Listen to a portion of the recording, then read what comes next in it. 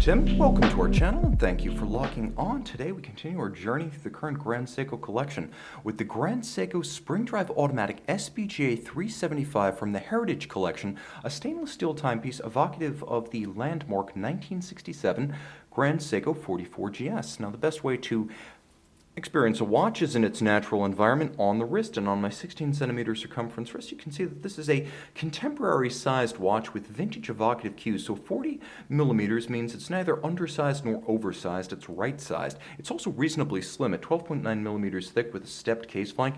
Any sleeve will slide over the side of this Grand Seiko. Lug-to-lug, it's a compact watch, 46.2 millimeters, and even if you include the solid end links of the bracelet, it's still 49.7 millimeters across the wrist. There are strap tool apertures in the lugs, and you can see that the spacing is 19 millimeters, so you'll have a bevy of OEM and aftermarket options to decorate the watch to suit your style, but I recommend sticking with the factory bracelet. It's designed and fabricated by the same people who create your watch, and it's a perfect match, especially with the conforming profile of the end link.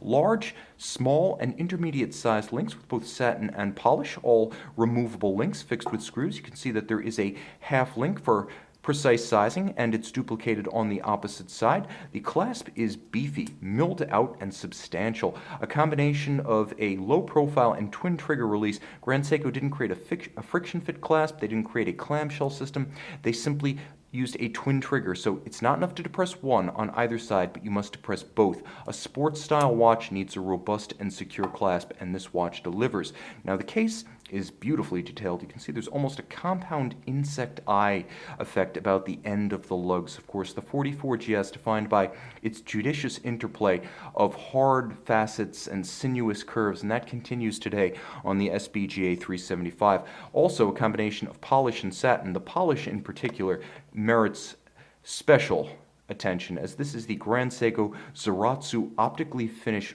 black style polish, so called because at certain angles with respect to the camera it will in fact turn black. So perfect is its reflection. There are directions in which it reflects nothing and directions in which it turns almost white. Now this is executed against a spinning tin plate, and it's done on an artisanal basis, that is craft knowledge, eye-hand coordination, pressure, and experience to create these millimetrically identical geometric forms that are nevertheless hand executed. So you have a handcrafted watch externally, something that is almost unheard of in this price point and even considerably above.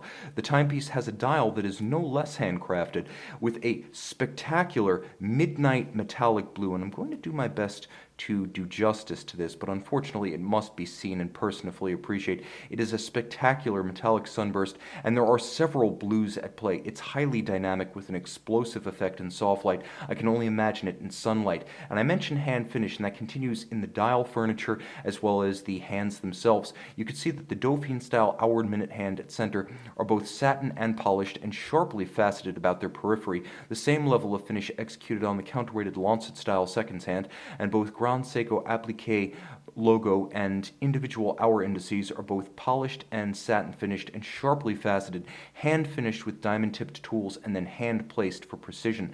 The watch does feature both stop seconds and a quick set date, so you can stop the seconds to synchronize against a reference time, and there is a quick set for rapidly cycling the date, and you'll note the monotone midnight blue date disc to match the dial. There's a power reserve indicator right between 7 o'clock and 8 o'clock, and it traces the 72-hour or 3-day power reserve of this Spring Drive automatic caliber. It is a 9R65, a manufacturer movement, automatic winding, 30 joules, watchmaker built, watchmaker regulated, and when the time comes, watchmaker serviced. It is a lifetime movement for the lifetime of the watch and the lifetime of the owner. In this case, with a screw-down crown, 100 meters water resistant. It features a unique hybrid of quartz precision and mechanical soul. So though it is regulated by a quartz crystal, there is no battery in this watch, there is no capacitor, and there are no motors. The unhalting, continuous sweep of the seconds hand is a signature of Grand Seiko Spring Drive, and it's the result of this unidirectional rotating governing wheel. The governing wheel is driven by the spring, the hands are driven by the spring, and the governing wheel creates an induced electrical current as it moves through a magnetic field that will wake up the quartz oscillator, which in turn regulates the speed of the governing wheel. reducing its speed if it runs fast, speeding it up if it runs slowly. So you have a watch that is entirely powered by a spring, hence spring drive, that nevertheless achieves precision of plus or minus 15 seconds per month. Remember, a Swiss COSC certified chronometer can still be inaccurate to the extent of -4 plus 6 seconds per 24 hours. This is 15 seconds per month. A timepiece that is versatile with both applicability to dress and sporting occasions with a size that can be worn across a broad range of wrists, contemporary size and technology, but with that 44GS heritage design. You can see this SBGA 375 and the entire Grand Seiko collection on our website, govbergwatches.com.